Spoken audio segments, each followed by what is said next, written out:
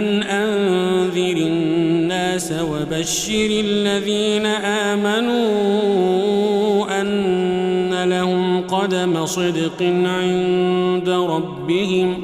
قال الكافرون إن هذا لساحر مبين.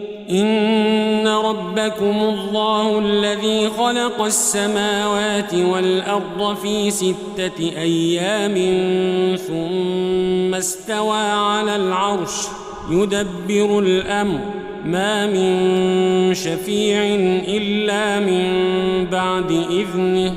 ذلكم الله ربكم فاعبدوه أفلا تذكرون.